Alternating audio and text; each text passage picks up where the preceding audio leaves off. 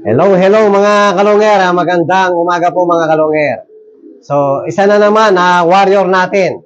Ang kwekwento natin, yung talambuhay niya mga kalongger. Kung ano ang ginawa niya sa karera mga kalongger. So, Japan uli ang kukwento natin ngayon mga kalongger. So, papakita po natin. So, isa-isa ang mga naging achievement ng mga linaban natin dati nung bago tayo tumigil sa karera mga kalongger. So, eto na po, papakita natin si Back-to-Back Japan.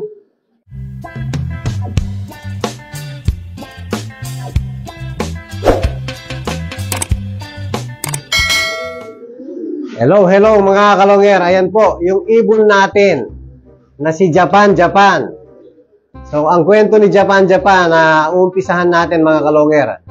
Ayan, napakalaking ibon. Pagmasdan nyo, tanggalin muna natin to. Napakalaki ng ibon natin, parang giant mga kalongger. So minsan sinasabi nila pag malaki ang ibon, medyo mahihirapan sa karera. Palagay ko depende ho yan sa bloodline. Bloodline talaga yung nagdadala. Kasi ang mga ibon ko, dati yung mga nabuo kong magagaling na ibon, halos malalaki po mga kalongger. Kagaya nito. So ang kwento ni Japan mga kalongger, Japan Tacloban lap champion. Ayan mga kalongger. So nung i-entry na namin to, kasama ko si paring Mike, Geolop, iniwan ko sa cage to mga kalongger. Iniwan natin sa loop natin. Dito nakakulong dati yan. Dito sa may unahan. Nung kumakarera pa tayo dito sa old loop natin. So iniwan ko po. Nagtaka si paring Mike. Sabi niya, bakit may tinara ka pang isa? Sabi ko, hindi ko na ilalaban yan. Dahil sobrang laki at sobrang tamad ng ibon na to. Pag pinalipad ko po yung mga ibon na to, yung mga kasamahan niya, paglabas dito, 3 ikot, pasok agad. Sabi ko, hindi aasenso yung ibon niya, sabi ko, kasi masyadong tamad. Kulang sa resistensya. So sabi ni paring Mike, sayang naman, sabi niya, isama muna kasi kawawa naman, mag-isa na lang dyan. O sige, sabi ko, isasali na natin. Yun nga mga kalongger, sinama ko na sa karera. So, umuwi naman. Medyo late lang siyang umuwi, nalilate sa mga kasama niya dahil nga siguro, mahina pa yung resistensya niya. Ayan. Pero, eto mga kalongger, sa laki ng ibon nating ito, hindi ko akalain na ang ibon nating ito, siya pa yung maglalap champion ng Tacloban. Ayan, mga kalongger. So, dalawa yung linaban ko noon. Yung isa, lap champion ng Catbalogan, almost 1-2 po ang speed. Napakabilis ng ibon natin yun. Japan din yun. Kaya lang pumanaw na mga 5 months na. Pero may mga naiwan ala-ala naman yun. Pero naikwento ko na rin po, last 2 years siguro yung ibon natin yun.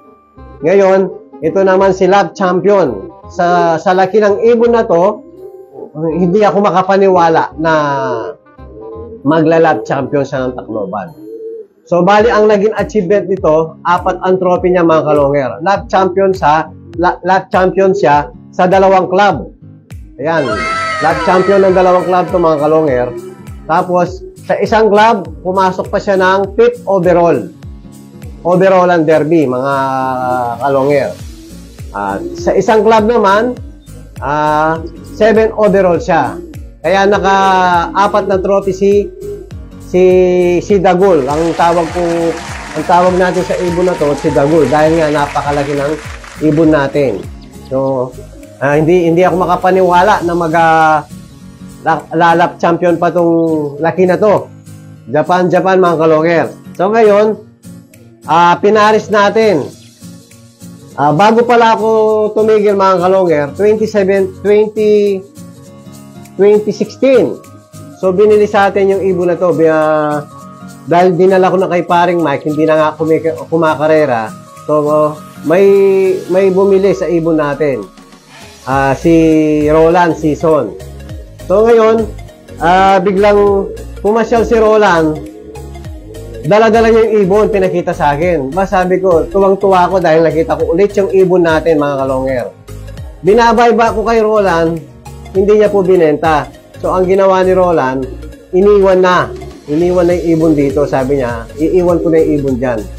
So, ang ginawa natin mga kalonger, brinid ko. So, yung mga anak, binibigyan natin si Roland. So, brinid natin dito sa Japan din. Ayan. Yan, nakarera din po yan, anak ni MacArthur. So, ang magulang niyan, so, tumapos ng pumarte sa BBC. Ang tawag ko naman dito, ang pangalan niya, si Miss Patty. Ayan, dahil po, nakaparte ng medyo maganda sa Patty Bayan to. So, ang magulang nito, si MacArthur, ayan, Japan din, mga kalonger. O, tapos ito, Japan Kuipers. So, yung may lahing opal din. So, yan ang magulang ni Miss Patty. Ito naman, mga kalonger, yung magulang niya, naibenta ko na, nung tumigil ako, naibenta ko na yung mga magulang nito, mga kalonger. So, sayang. Pero may mga kamag-anak pa dito. So, ngayon meron siyang anak, mga kalonger. Bali, huwag mong harangan yung anak mo. O, bali, dalawa po yung anak niya. Pinaampun lang natin yung isa, anak ng mga opal. Ayan. So, kakaiba nga dahil opal bar.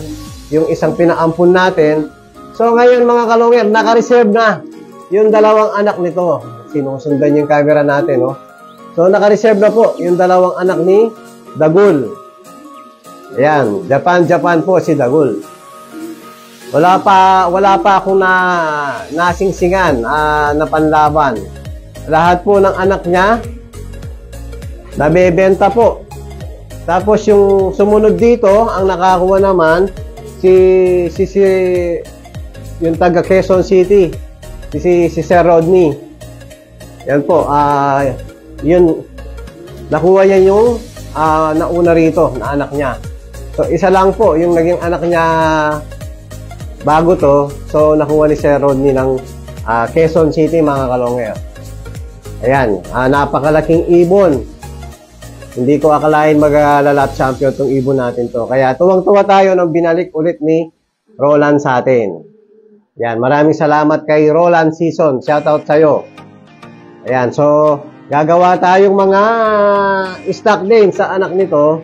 Pero siyempre, mag-aano muna tayo.